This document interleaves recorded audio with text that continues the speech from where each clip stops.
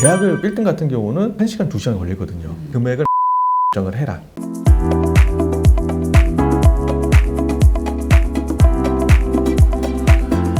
계약 날이 됐어요. 지금 매도자는 금액이 내려갈 여지가 있고 매수자는 금액이 올라갈 여지가 있었어요. 그래서 저희가 이제 계약 날짜를 잡은 거고요. 계약에서 이렇게 금액이 좀 차이가 날 때는 매매 금액만 빼놓고 중개 대상물 확률 설명서라든지 아니면은 여러 가지 조건들을 다 계약서상에 다 만들어놔요. 그러고 나서 마지막에 금액에 대해서 얘기를 해야지 진행이 빨라져요. 뭐 매수자도 그렇고 매도자도 그렇고 다른 건 불만이 없는데 이제 금액 때문에 그런 거다 보니까 계약을 보통 빌딩 같은 경우는 짧더라도 뭐 1시간, 2시간 걸리거든요. 그렇기 때문에 금액 절충하는데 뭐 한 3, 4시간 걸리고 계약서 다시 쓰는데 이제 뭐 1-2시간 걸리면 지쳐하고 못 쓰는 경우도 있으니 금액만 변수라면 매매 금액만 빼놓고 나머지는 계약서를 다 뭐 신분증 복사도 해놓고 임대차 계약서 복사도 해놓고 뭐 중개된 확인 설명서도 만들어 놓고 다 만들어 놓은 상태에서 금액을 마지막에 결정을 해라. 아, 이거 노하우를 공개하는 거구나. 그렇죠. 네. 이거 다 공개도 돼요? 네, 공개되죠. 10년, 20년 노하우니까 중개인분들이 만약에 거래를 하셨을 때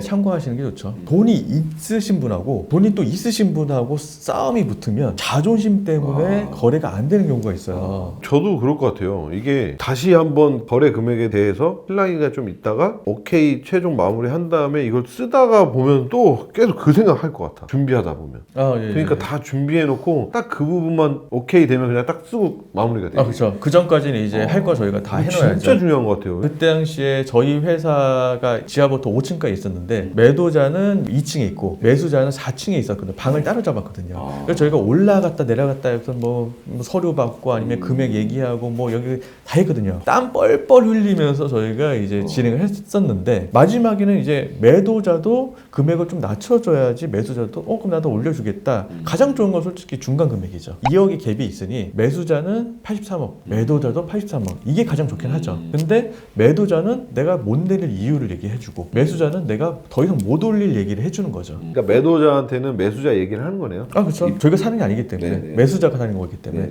근데 매도자는 수년 동안 이제 금액을 올리고 했다고 얘기했잖아요. 매도자 같은 경우는 처음부터 계약 때 나는 2시간 뒤에 손님이 오니까 2시간 안에 끝내라. 아니면 나는 그 손님 만나러 가겠다. 매도자가 이렇게 금액 깐 경우가 많은 거예요. 그러니까 수년 동안 거래가 안 됐구나. 그렇죠. 매물로는 나왔는데. 예. 그러니까 이런 매도자의 성격에 따라서 딜하는 방식도 이렇게 맞춰서 해야 되겠구나. 근데 매도자가 2시간 뒤에 약속이 있다라고 하면 보통 중개인들은 이제 서두르게 돼 있어요.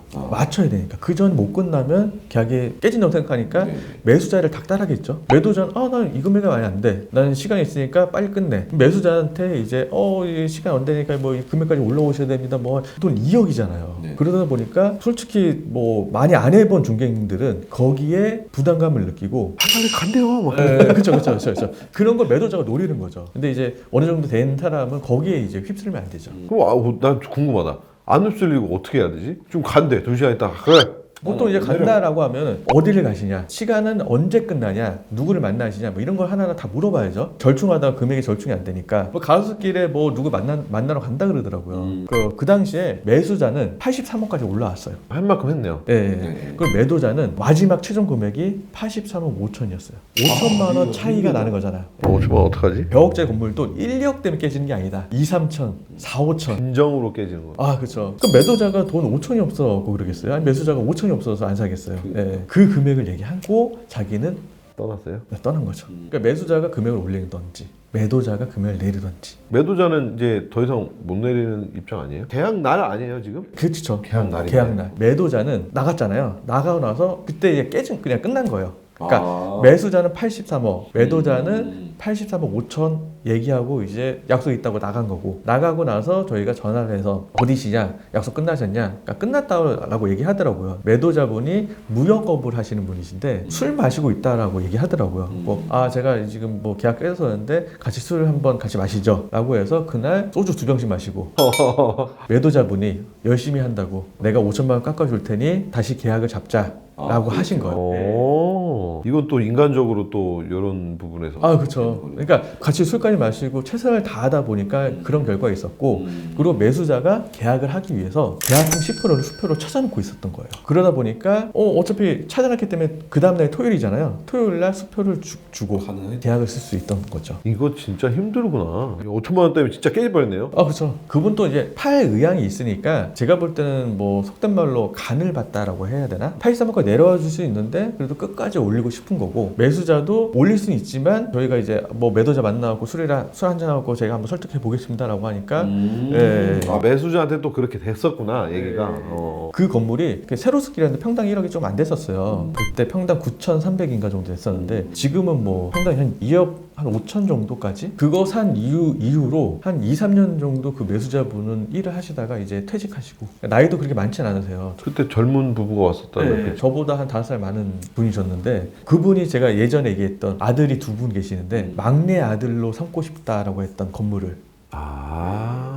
근데 진짜 그 선택 한 번에 큰 돈을 만졌네요. 아, 그렇죠. 근데 그분이 그 건물을 첫날 보고 계약까지 2주가 안 걸렸어요. 내 거다 꽂혔나 보다. 그렇죠. 딱 마음이 갔나. 근데 보통 건물을 오래 보면 좋다라고 생각을 하시는데 그렇지도 않고, 자기가 잘 아는 건물이 딱 보이면 금액이 너무 무리하지 않은 선이면 매입하시는 게 좋죠. 잘 아는 건물은 얼마 정도는 내가 쓰겠다 이런 게 기준이 딱 나오는 것 같아. 모르는 건물은 이게 맞는지. 그리고 아셔야 되는 게 이 건물이 나온 지가 한 3, 4년 됐다 그랬잖아요. 그러니까 보통 건물을 매수하시는 분들은 건물 찾으실 때 최근에 뭐 괜찮은 건물 나온 거 있어요? 라고 하시는 분들이 계세요. 근데 그런 건물들이 의외로 가격이 높아요. 그러니까 눈탱이 맞는다 그러잖아요. 처음에 나오면 싸게 나오는 줄 알고 있어요. 맞아. 그런 생각을 갖고 있었어요, 저도 처음에. 그게 아니거든요. 처음에 건물 빌딩이 만약에 한 100억짜리 갖고 있다라고 하면 인근에서 회장님, 뭐 고치러 오시는 분들이나 임차인들이 회장님, 사장님, 뭐 받들거든요. 그러면 내 건물이 100억이라고 하더라도 처음에 한 150억이 내놓을까? 라고 생각을 하세요. 자기 건물을 조금 더 높게 얘기를 해요. 처음 나온 건물보다 한 6개월 정도 된 건물이 좀 더 싼 경우가 많아요. 빌딩은 금액이 정해진 게 없어요. 아파트처럼 이게 일률적이지 않아요. 바로 옆 건물인데도 가격이 확 다르잖아. 가로수길하고 가로수길 바로 옆에 있는 이면동에 있는 건물 붙어 있는데도 가격이 2배 이상 차이가 나고 그래요. 같이 붙어 있는데도 여기 만약에 1, 2층 상가가 포항이야. 어떤 상점이 들어와가지고 괜히 여기가 더 높더라고요. 그런 것처럼 많이 차이가 나는 것 같아요. 한 6개월에서 한 9개월 사이가 가장 좋아요. 그러니까 처음에 금액을 내놓고 생각보다 호응이 없네? 내가 너무 비싸게 부르나? 뭐 이쪽 저쪽 부동산 물어보면 비싸다고 얘기해요. 그러면 이 금액이 맞나? 라고 해서 금액을 한 150억에서 한 120억, 120억에서 110억, 100억까지 내려요. 한 9개월이 또 지나고 나면은 처음에는 내가 이걸 팔고 뭘 사지? 라고 해서 고민을 많이 하세요. 이걸 팔고 이거 뭐 작전을 세워놓을 거 아니에요.